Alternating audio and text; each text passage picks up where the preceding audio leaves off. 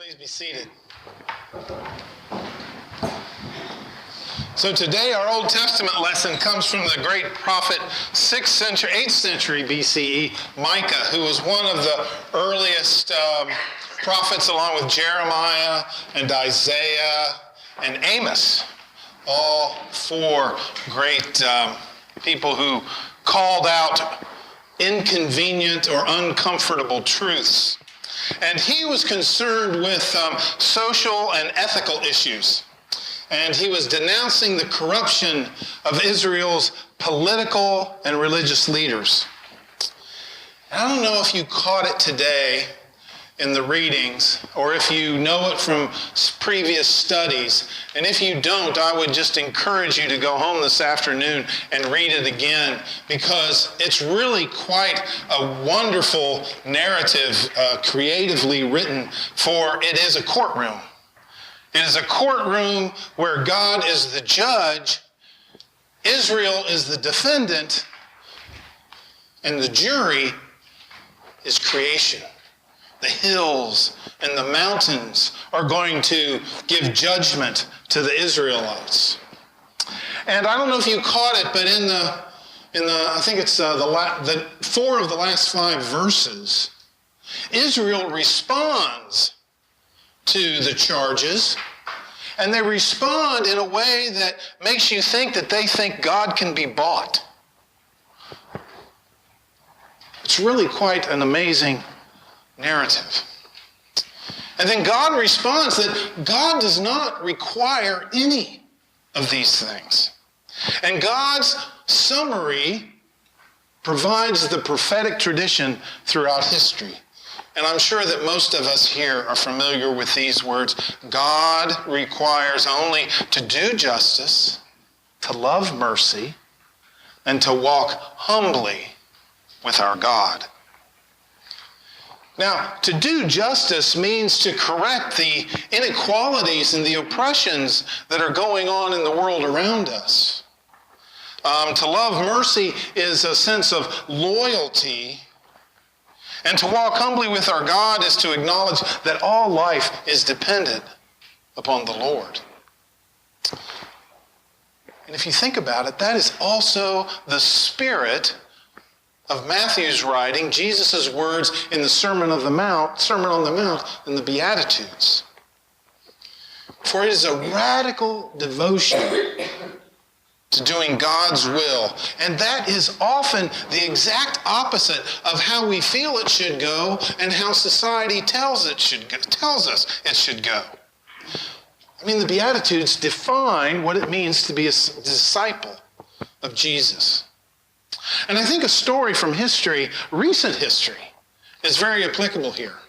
And it's a story about Gandhi as he is getting on a train to go somewhere. And as he is getting on the train, he loses one of his shoes.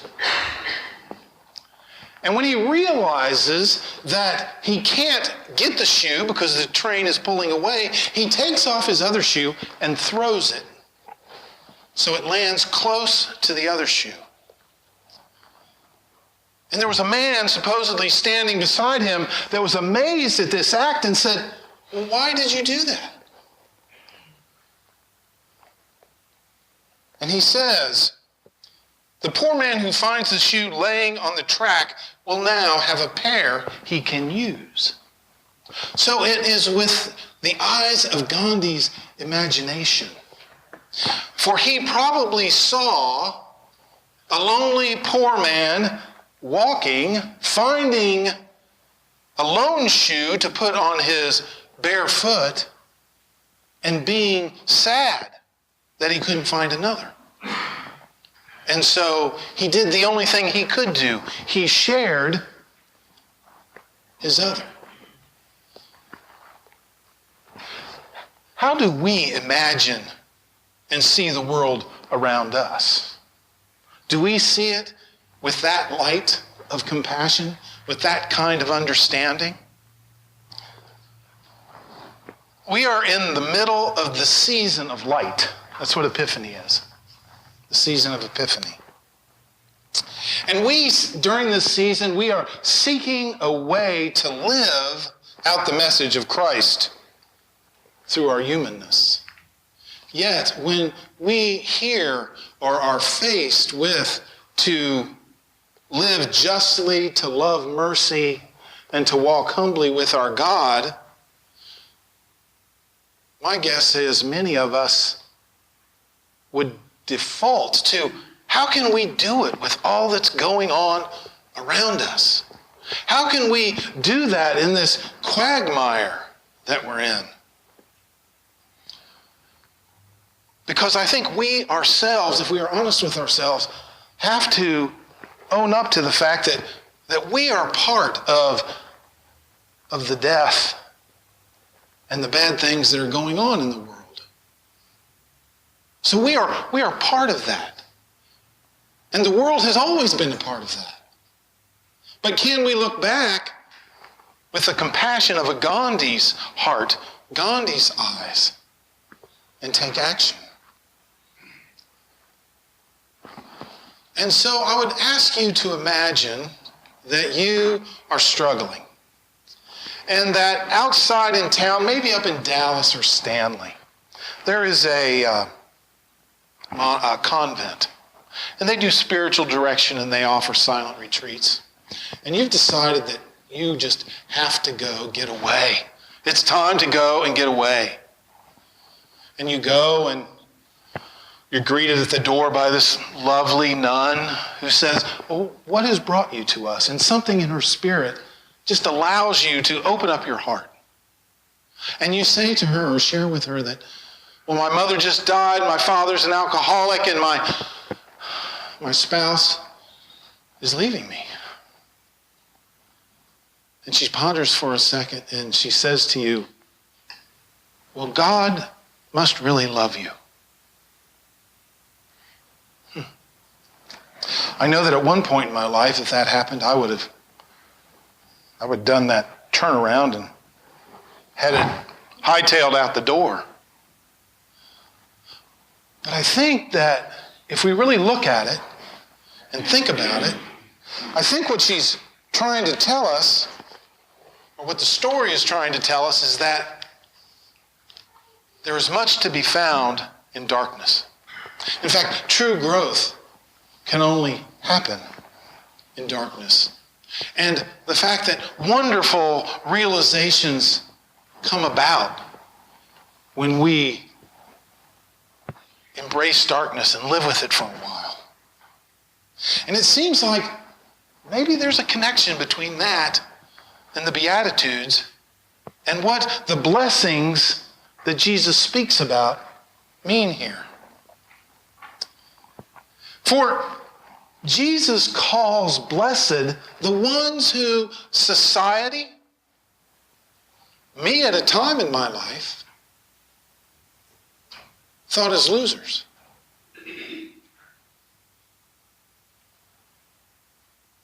Jesus asks us to think about the people who are in the back of the bus,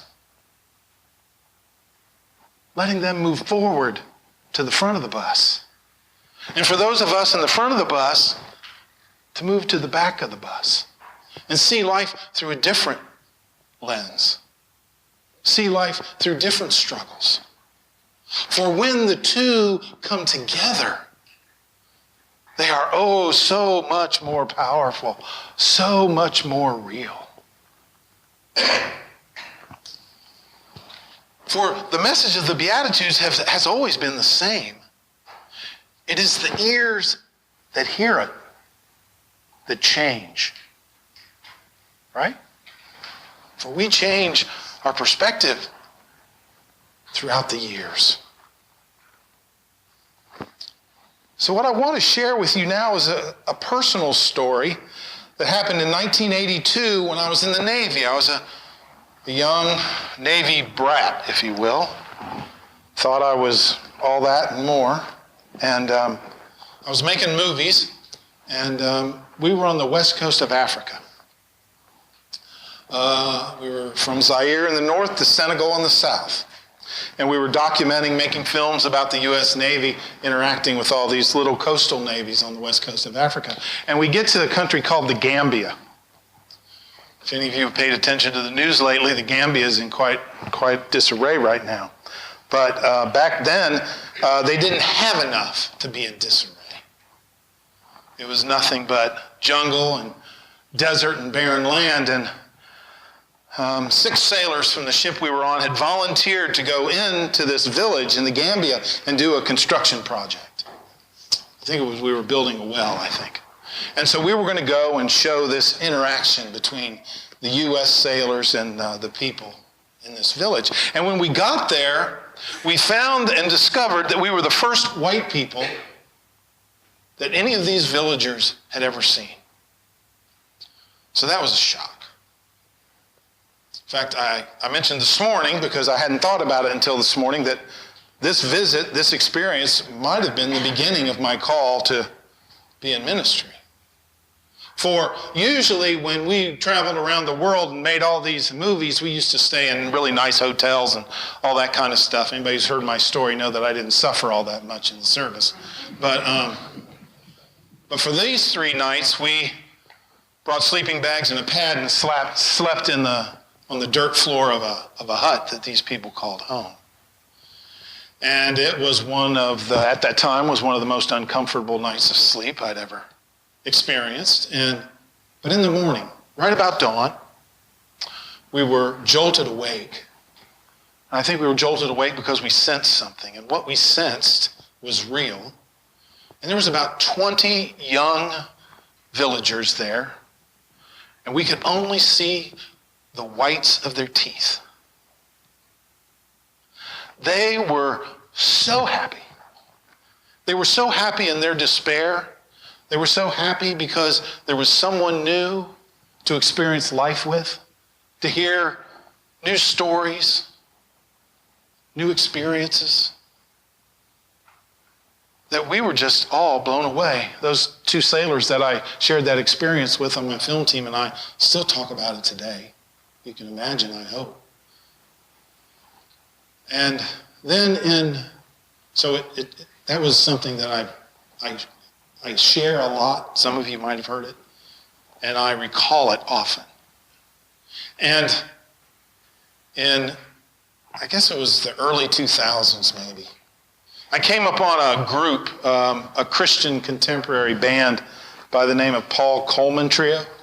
Has anybody heard of them? You see?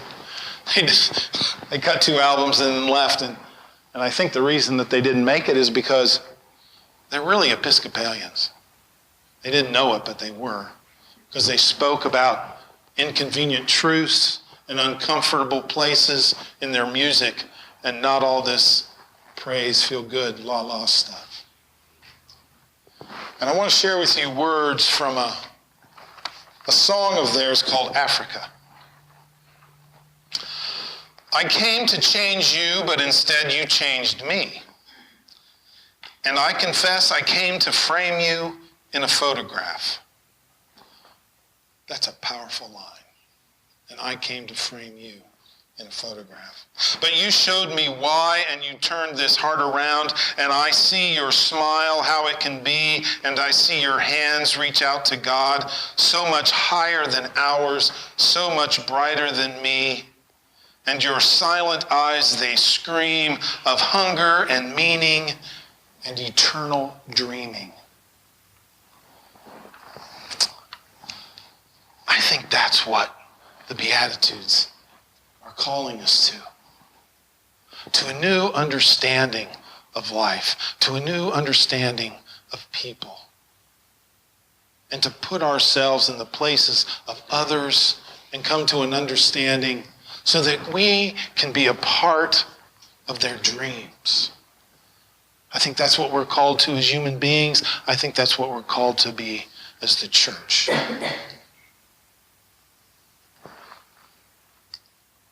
And so what does God require of us? Only to do justice, to love mercy, and to walk humbly with our God.